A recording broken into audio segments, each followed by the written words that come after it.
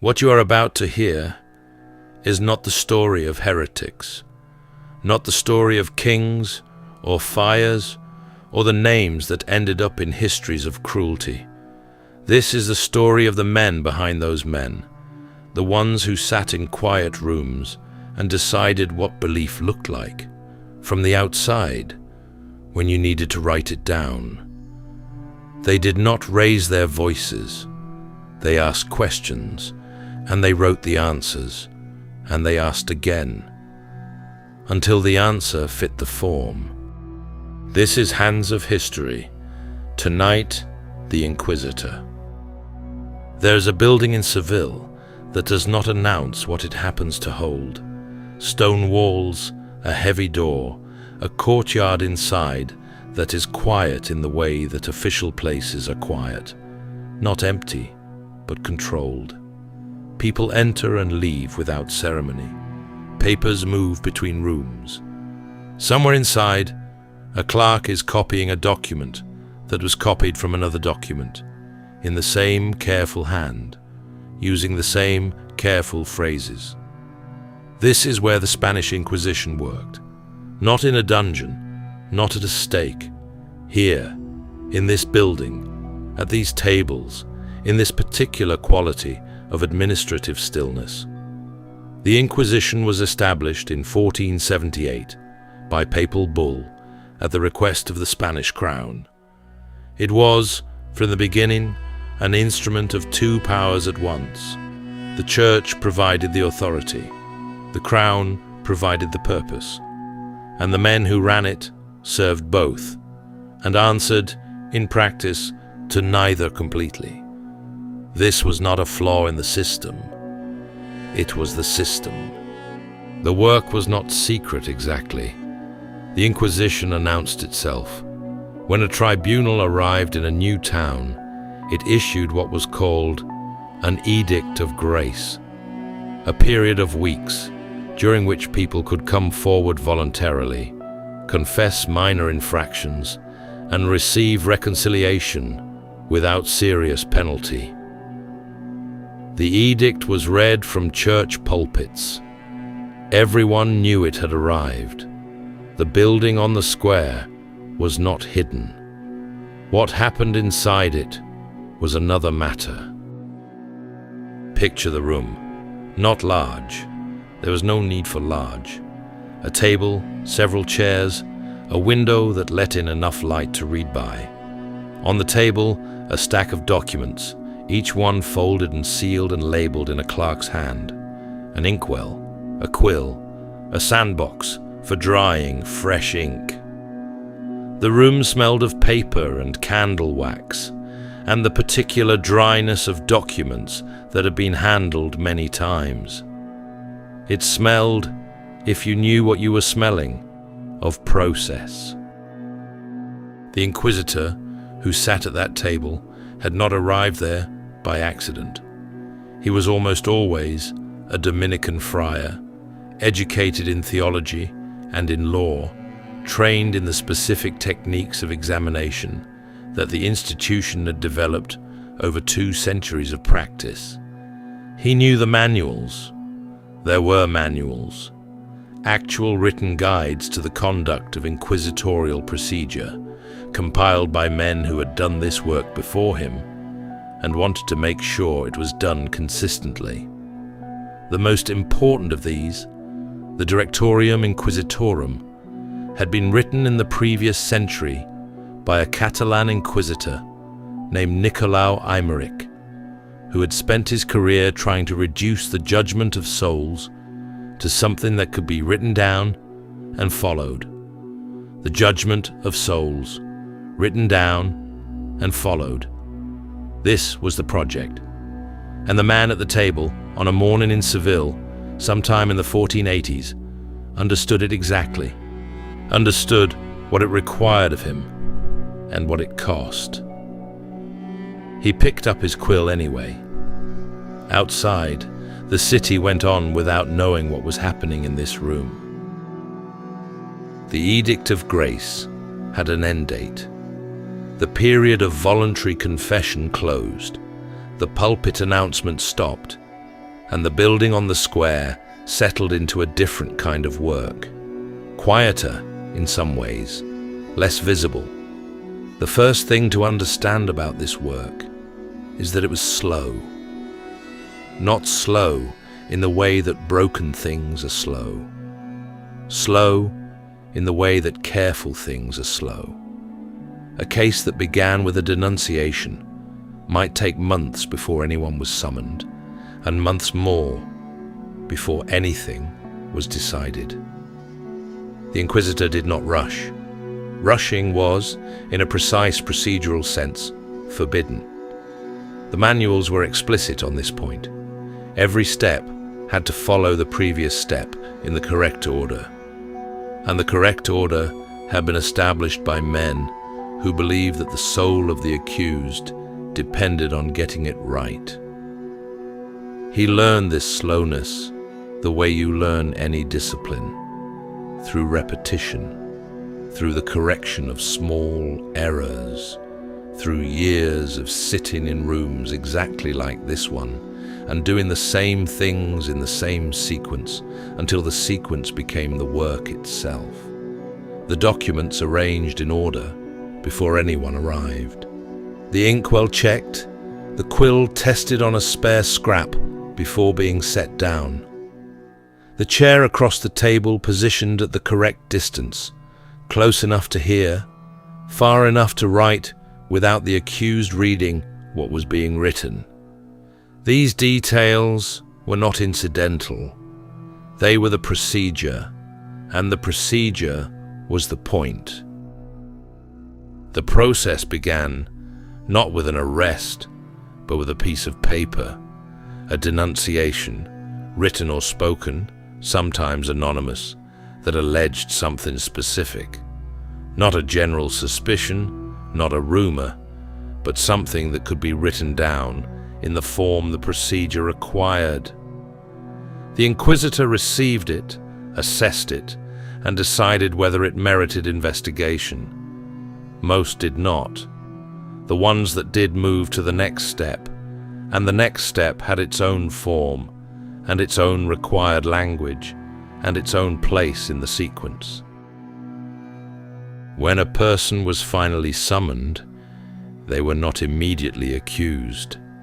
They were asked first whether they knew why they had been called.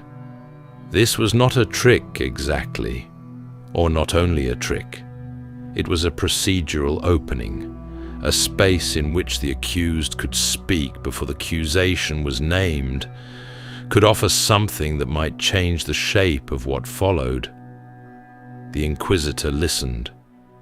He wrote down what was said in the third person, in the past tense, in the formulaic language that the record required. The said person, having been asked whether they knew the reason for their summons, responded that they did not. The language never changed. Case after case, decade after decade, the same phrases in the same order. This was not laziness. It was the point. Consistency was what made the procedure trustworthy, what separated it from the arbitrary judgment of a single man. The form was the guarantee. If the form was followed, the outcome could be defended. If the form was not followed, nothing could be defended, and the Inquisitor knew this, and he wrote his formulaic phrases with the care of a man who understood what they were holding together. Torture existed in the procedure. This is worth saying plainly, and also worth saying carefully. It was permitted under specific conditions. When evidence was strong, but not complete, when the accused had not confessed, and the Inquisitor judged that confession was necessary for the soul's reconciliation. It was not supposed to be the first resort, or the second. It was supposed to be the last. The manuals were precise about what was permitted and what was not, how long it could last, whether a physician had to be present, and anything said under torture had to be confirmed the following day, freely, without coercion, before it could be entered into the record. The rules were not always followed, but the rules existed, and their existence mattered, not because it prevented all abuse, but because it created a standard against which abuse could be measured. The Inquisitor who exceeded the procedure could be called to account by the procedure. This happened. Men were censured, cases were overturned, sentences were reviewed by tribunals in Seville and Madrid and Rome. The machine had a complaints mechanism. It used it. What the procedure could not do, what no procedure could do, was answer the question at the center of the work. You could establish that a man had eaten meat on a Friday.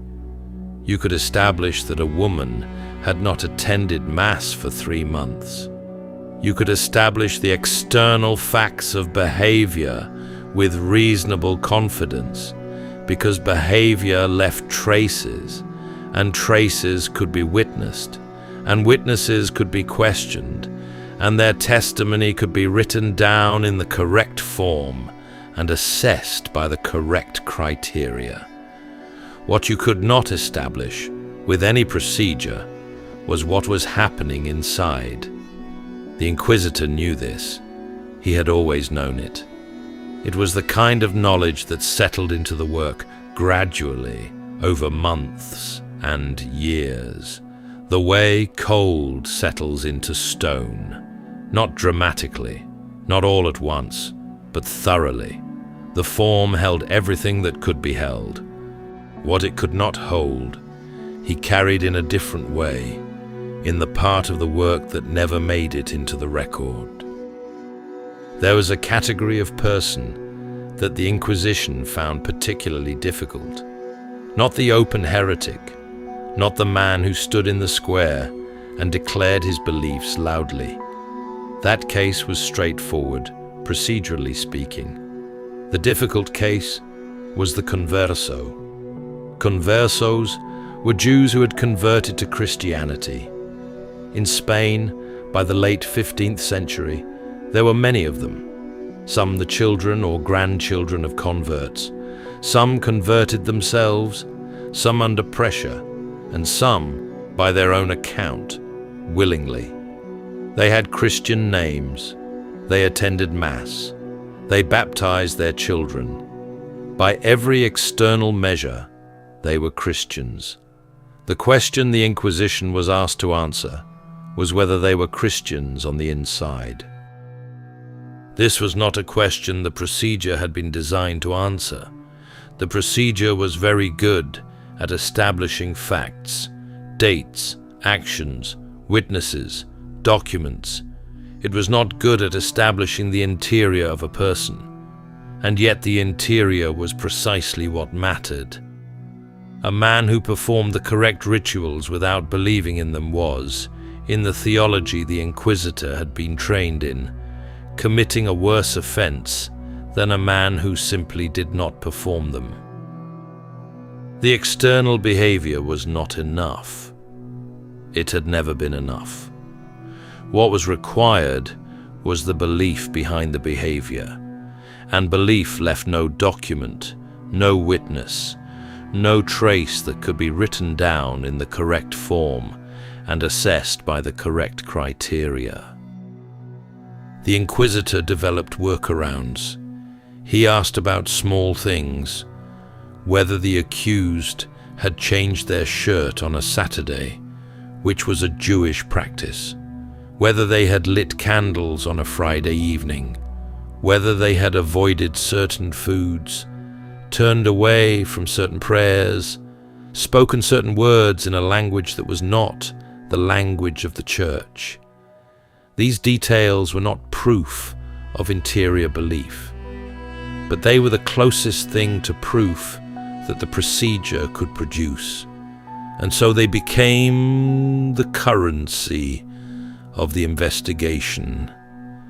Small observed behaviors, reported by neighbors, by servants, by family members who had been in the room. Picture what this required of the Inquisitor. He sat across the table from a man who said he believed. The man had said this before, in other rooms, to other officials. He would say it again. The Inquisitor looked at him, at the stillness of his hands on the table, at the way he held himself in the chair, at the particular quality of his patience, and found nothing that the procedure could use. A man could be frightened and innocent. A man could be calm and guilty. The body did not confess what the procedure needed to know, and the Inquisitor had no instrument, no tool, no test, no formula that could reach past the words and find the truth behind them. He had only the documents, the neighbor's testimony about a Friday evening, the servant who had noticed something in the kitchen, the small accumulated details that pointed, if you arranged them carefully, in a direction, but never quite arrived. He assembled these things into the shape of a conclusion and wrote the conclusion down in the correct language, and somewhere in the writing he made a judgment that the procedure could not fully support. He made it anyway, because the work required it, and the form was waiting. And outside the window, the city continued without knowing that in this room, a man was being asked to prove something that could not be proven, to a man who had been trained to demand exactly that. And the quill moved across the paper, and the conclusion took its place in the record, and the record was folded and sealed and labeled in a clerk's hand and added to the stack, and the stack grew, case by case, year by year, in the building on the square that did not announce what it held. The Inquisitor served two masters, and both of them knew it. The Church gave him his authority, his title, his mandate, his theological training, the centuries of doctrine that stood behind every question he asked. Without the Church, he was a man with a table and a quill, and no reason to be there. The Church was the source. The crown gave him his purpose. The Spanish Inquisition was not, like its medieval predecessor, an institution that wandered freely across borders, following heresy wherever it led. It was rooted. It operated within the kingdom, on the kingdom's subjects, in service of a unified Christian Spain that the crown had decided was worth building by whatever means necessary.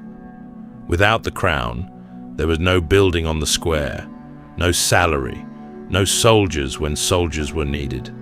And between these two, the Church that gave authority and the crown that gave purpose, the Inquisitor worked. Neither master had complete control over him. Neither could dismiss him without the cooperation of the other. This was, depending on the day, a source of protection and a source of paralysis. There were moments when the two masters wanted different things. The crown wanted speed, a case resolved, a community settled, the appearance of order maintained.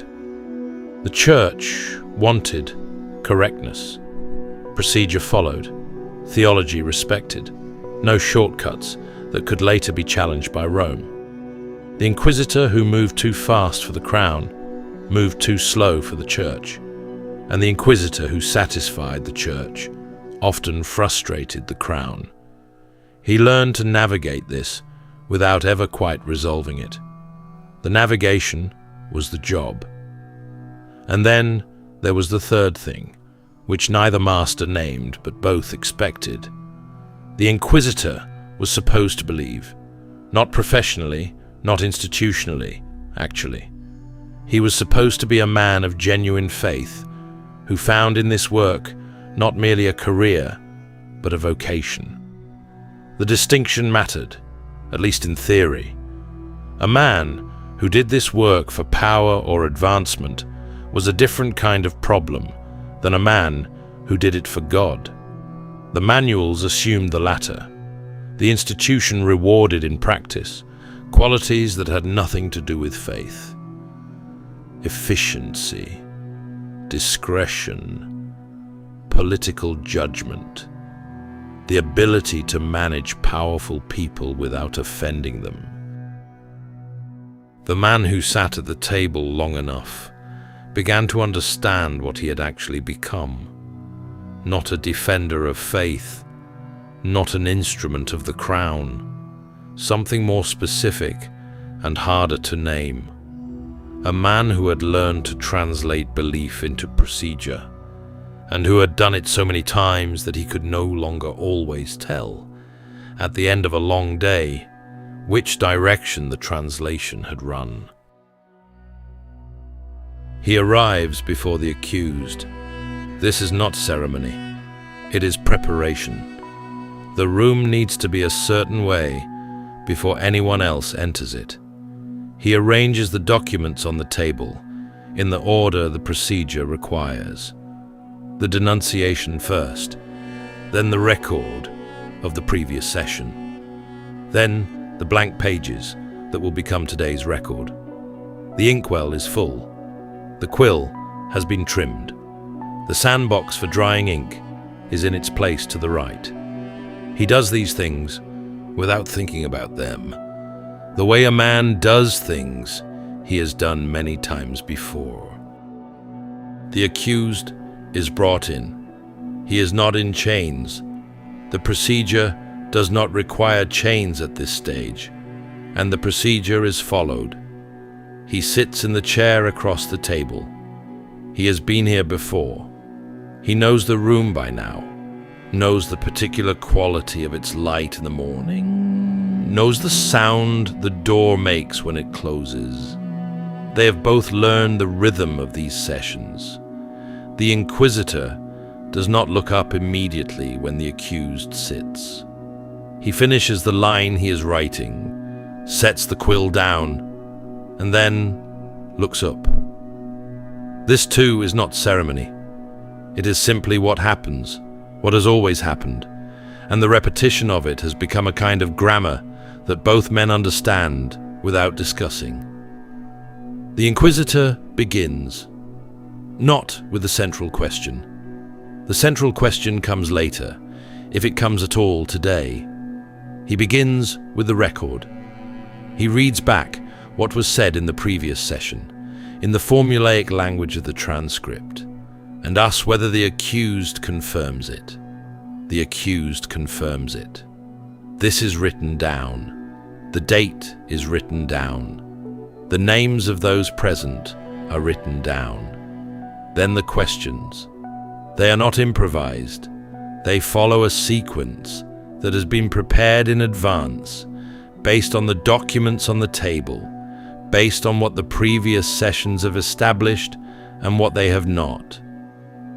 The Inquisitor asks about a Friday evening in the autumn of the previous year. He asks what was prepared for the evening meal. He asks who else was present. He asks whether candles were lit, and if so, how many, and at what hour. The accused answers. The answers are written down in the third person, in the past tense. The said person, having been asked about the evening meal of the Friday in question, responded that they did not recall with certainty. The room is quiet between questions, not uncomfortable exactly, but present. The scratch of the quill on paper, the small sound of the sandbox when fresh ink is dried. Outside, the city. Inside, this. The Inquisitor has learned not to fill the silence. Silence in this room is also information. This continues for 2 hours, perhaps 3. The light in the room shifts slightly as the morning advances. The inkwell is refilled once. Outside, the city is fully awake. Voices in the street, the sound of carts on stone, the distant bell of a church marking the hour. None of it enters the room. The room has its own time, measured in questions and answers and the scratch of the quill on paper. At a certain point, the Inquisitor stops. Not because the session is finished. Sessions ended when the procedure indicated they should end, not when either person was tired. He stops because he has reached a question he is not certain how to ask. The document in front of him suggests one approach. His own judgment suggests another. He sits with this for a moment. The quill rests on the edge of the inkwell. The accused waits. He has learned to wait, has learned that the pauses are part of the session, that they are not invitations to speak. The Inquisitor looks at the document, then at the table, then at nothing in particular. Somewhere in the building, a door opens and closes. A voice in the corridor, too distant to make out the words, then quiet again. The two approaches sit in front of him, neither one clearly better. The document's approach is safer. It follows the sequence. It will produce an answer that fits the form. His own judgment suggests something more direct, a question that might reach further, but that has no established place in the procedure, that would require him to make a decision about where the answer belongs. He knows what each choice costs. He has made both choices before, in other rooms, with other cases. He chooses the approach the document suggests. He writes the question in the margin in small letters, so that he will remember the exact phrasing. Then he asks it. The accused looks at him for a moment before answering. It is a brief look, and the Inquisitor has seen it before. Not defiance, not fear, but something quieter than either. The look of a person who understands, perhaps better than the Inquisitor does, that the answer to this particular question does not exist in a form that can be written down. The accused answers anyway. The Inquisitor writes it down. The session continues. There is a detail about the Spanish Inquisition that most people do not know, and that changes the shape of everything. It was skeptical of witches, not privately, not reluctantly, officially, procedurally, on the record. While secular courts across Europe were burning women by the hundreds for witchcraft, the Spanish Inquisition was writing memos, requesting evidence, sending investigators to the villages where the accusations had originated and asking what exactly had been witnessed and by whom. Most of the time, the answer was nothing that could be verified. In 1609, a series of witchcraft accusations swept through the Basque region in northern Spain. The local population was frightened. The accusations multiplied, the way accusations do when fear is the currency, each one generating another, the circle of the accused widening with every session. Thousands of people were named. The situation had the shape of a catastrophe. The Inquisition sent an investigator. His name was Alonso de Salazar Frias, and he was, by training and by temperament, a man of procedure. He spent months in the region, interviewing the accused, examining the evidence, looking for the physical traces that the procedure required before a conclusion could be entered into the record. He found almost nothing. The confessions, when examined carefully, contained details that contradicted each other, that contradicted known facts, that could not have been true. The witnesses, when questioned separately, described events that did not match. Salazar wrote his report with the precision of a man who had been trained to follow the evidence, and the evidence said that what had happened in the Basque region was not witchcraft. It was fear, spreading through a community the way fear does, filling the shape of whatever container the moment provided. His report led to a significant reduction in witchcraft prosecutions across Spain. The Inquisition, the institution that history remembers as an engine of persecution, had in this case applied its procedure and arrived at restraint. This is not a defense of the Inquisition. The same procedure that protected the accused in the Basque region had condemned others elsewhere, sometimes on evidence that was no stronger. The machine was not just, but it was, in this moment, more careful than the world around it, more demanding of evidence, more resistant to the hysteria that was consuming secular courts across the continent. The Inquisitor, who understood this, carried it quietly. The system he served was capable of this, of slowing down, of asking for proof, of writing a report that said, "We looked, and we did not find what you said was there." It was also capable of the other thing. Both were true, and both lived in the same procedure, and the man at the table lived with both every day. Tomás de Torquemada came to the work through conviction. This is worth saying, because it is easy to forget, easy to see the institution he built and assume that the man behind it was cold, calculating, indifferent to the souls he was supposed to be saving. The record suggests otherwise. He was a Dominican friar who had spent decades in prayer and study before he was appointed.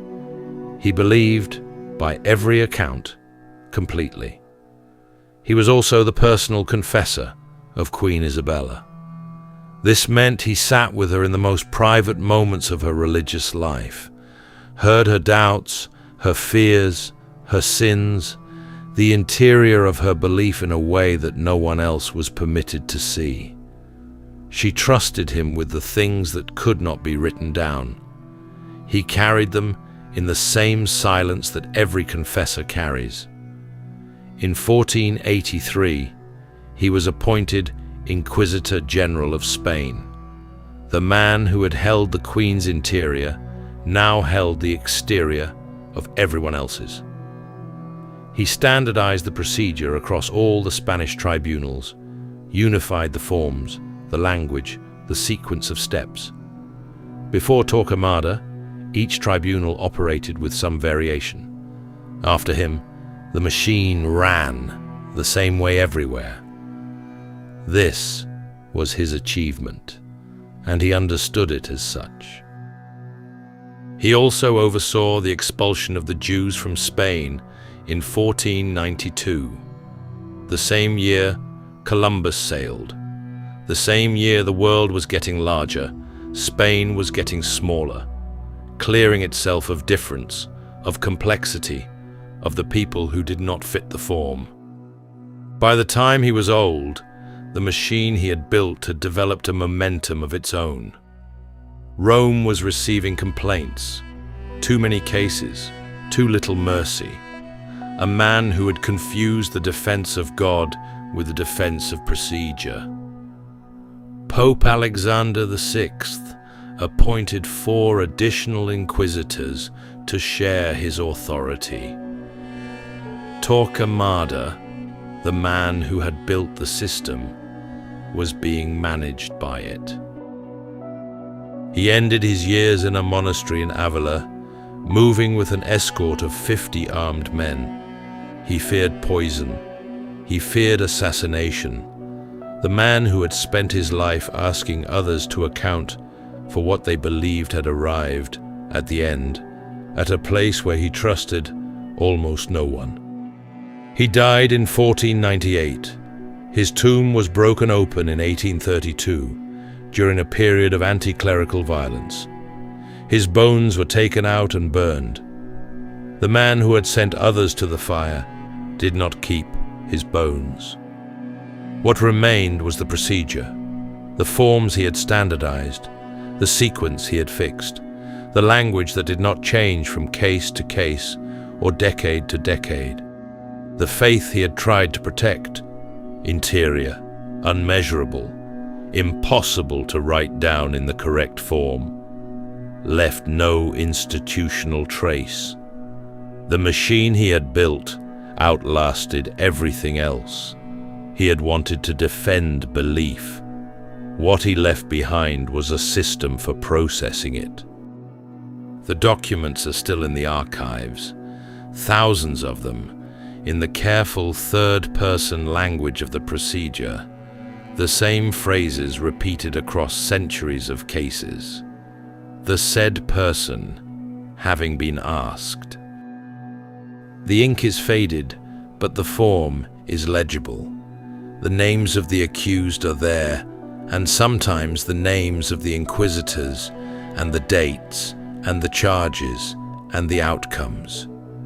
The belief that put them there is gone. The paperwork remains. That was Hands of History.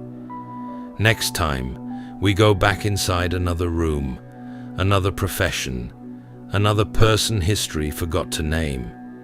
If this is where you want to return, subscribe. We will be here. Until next time, sleep well.